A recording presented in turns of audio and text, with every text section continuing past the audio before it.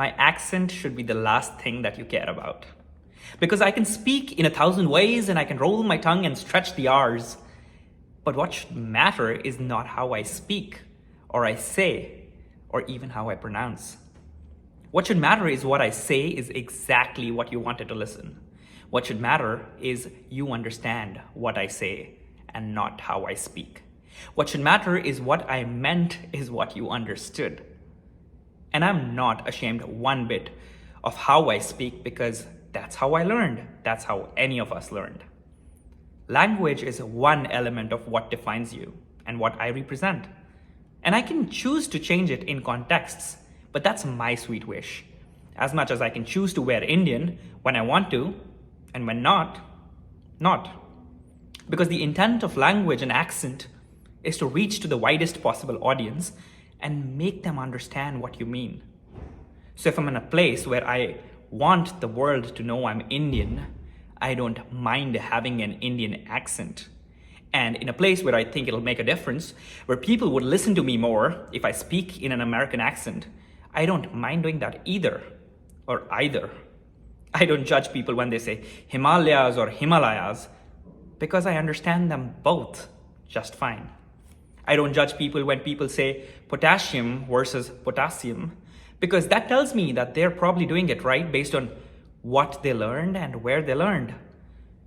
Having said that, I do not mean to not try to improve yourself on things that might be wrong, but also know that your accent should not be the most important thing in the world that people judge you for. And it needs to start somewhere. It needs to start at a point where you yourself feel comfortable accepting your accent, feeling free to change it when you want to, and making sure you understand what the purpose of language is, to be understood. And as long as you can be understood, I think you're fine.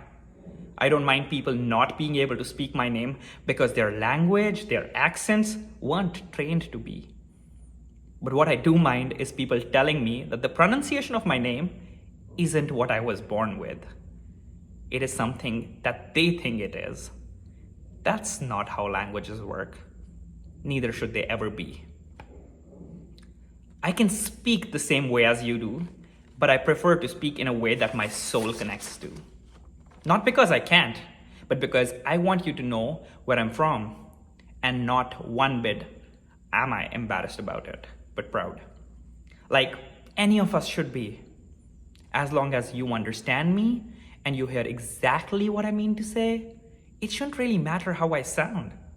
And if the goal is for you to accept me, that won't happen only because I sound like you, because I will look the way that I do. And for you to accept me, neither of that has to change, but your heart, which probably isn't in the right place, and your head.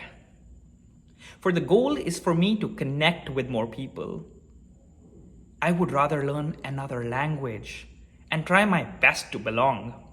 Not because I want to leave behind who I have been, but because I would rather add and accept another way to be understood by more people. I can and I have sounded very different over the years. And all of that tells you about my journey.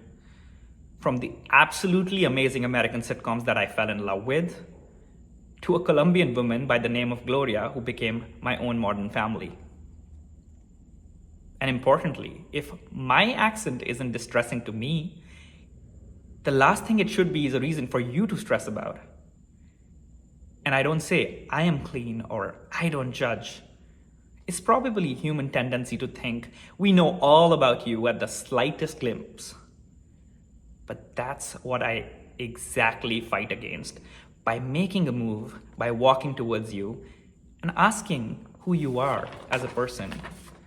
Because that shatters all the glass barriers my mind constructed out of thin air in a moment's worth of conversation. Thank you. Goodbye, namaskar, adios, sat sri akal, shabba khair. And if you liked what I said, please let me know what are other things that you want me to talk about as an immigrant in a foreign land while you chase your dream and balance life.